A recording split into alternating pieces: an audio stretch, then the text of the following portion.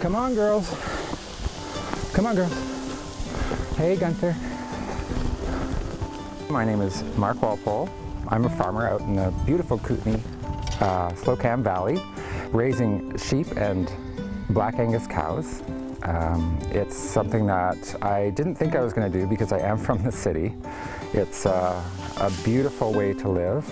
I get to be with some really great animals and some beautiful land and vistas, and then I get to go and take my clothes off and be a fantastic burlesque dancer. This one, have you ever heard of Burlesque? Burlesque is when dudes do it. Electricity, let's bring it for Marloe Blu.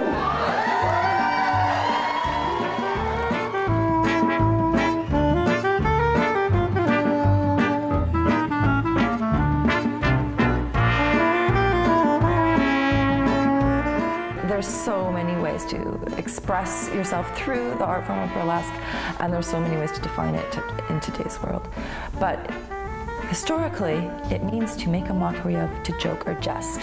And so it was poking fun at whatever was on Broadway, or they were poking fun at the royalty, or they were poking fun at politics. It was making fun of. Eventually, things shifted and changed, and sexuality became part of that. And there was teasing. It was a tease in the sexuality. And then as time went by and movies and television took over, nobody was going to the shows any longer, so they had to get serious about things and start taking their clothes off. And then that evolved. And today now it's like performance art, and it can be almost anything you want it to be. It's really up for, and there's all these genres within it, but it always entails an element of taking something off in a particular tantalizing or dramatic fashion and revealing to something else. So you start out as one thing and you turn into another, or you start out clothed and you end up naked, which is the typical thing, right? Mark volunteered to do hair for the show for a few years. We were in the back, and I remember doing your hair, and you were looking at me, and I remember looking at you, and we were kind of looking at each other. And I said, you said, you should why don't you do burlesque? Yeah. And I remember you saying, you would be so good at it. Do you know how to dance? And I'm like, yeah, I know how to dance. And I just remember thinking to myself, it was just a hunch. I had no reason to say that at all. No. But I remember thinking, oh God, I don't think I could do that. And you actually said to me, have you ever seen a burlesque show? And I had never seen one. And I remember you saying, my God, stay and watch the show. And I remember being blown away by your act, by everybody's act, by how it was run, the imagination, and that lightly hooked me. Just watching. Right. I honestly had never thought of doing burlesque before that, and honestly did not know what burlesque was.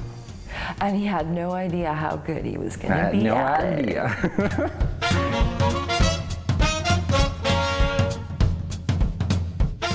Marloe is my stage persona. I don't really think I'm that persona in my daily life. When I go on stage, I'm like, that's Marloe Blu. You're fabulous. I'm fabulous. You're not so crusty. Right. I really think that the actual persona is from continually doing acts, shows, and just moving forward with it. I think that's where I got the persona from. That was a growing thing. My first act in Scarlett's show. The homemade cabaret. Right, the homemade cabaret. So Scarlett said, put an act together. So I put an act together, and it was only 2 minutes long, and I remember you going, ooh, that's not very long. And I was like, I was scared. So I just wanted to be on stage, do it, and be done. Yeah. That's kind of my idea of it at the beginning. So I ended up getting on stage, not remembering the first part of the act. I didn't remember anything until literally the second I smacked the cane on the ground. So I did a spin and I smacked the cane on the ground, and I remember it vibrating up my arm, and I remember throwing it and thinking, okay, this all happened within seconds. I'm about to take my clothes off in front of a massive room of human beings, standing room, like it was packed in there, remember? Yeah. And I remember thinking, either just do it and get off stage, or really do it and enjoy yourself. So finally, I remember flicking the cane, and I remember just moving up a little bit and taking the tie, and I could see everybody's eyes, and I just popped the tie off. Well, everybody was like, and all I did was this. Yeah. And they lost their little minds. It was beautiful. I was so excited. And then I did my rest of it. I remember all of the taking that stuff off and ripping, and then I remember doing this and getting the laughs. And you just started enjoying yourself so much. I started enjoying myself because at the beginning I was actually so scared that I actually felt, I don't know if this is true, tell me please, I felt like I was emanating the worst scent. You were not stinking. Fear. I thought I smelt like fear. I'm not kidding. I was so scared. And I think that's one of the reasons I kind of disassociated myself from the beginning of my act lightly. But I do remember feeling exhilarated and excited, but honestly, and I'll be completely honest, scared. I'm about to strip in front of all of these people.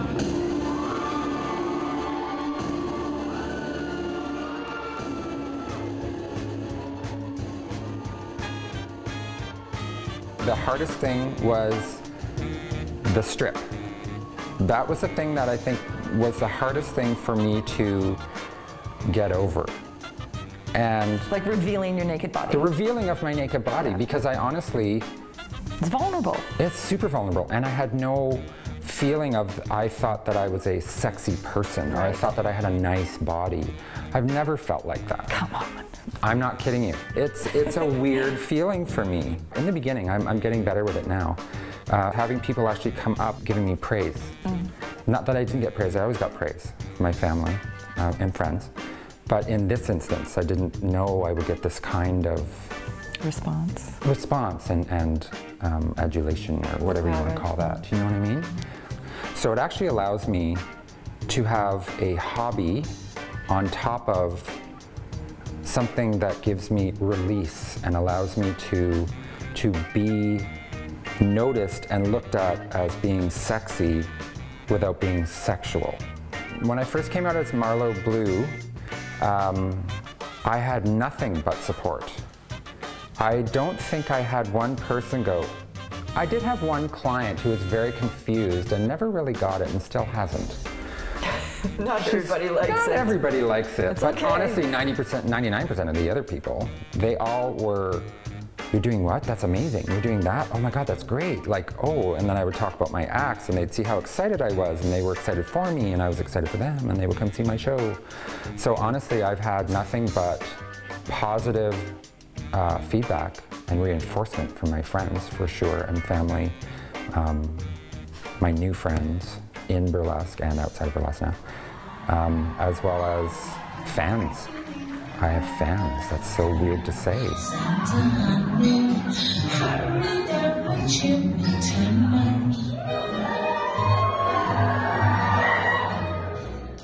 It has changed me in so many ways.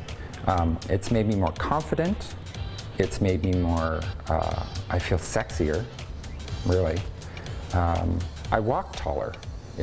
Everything, I guess, would be the thing, but I'm sure you'd want me to say a little bit more. But everything pretty much has changed within me from when Marloe appeared.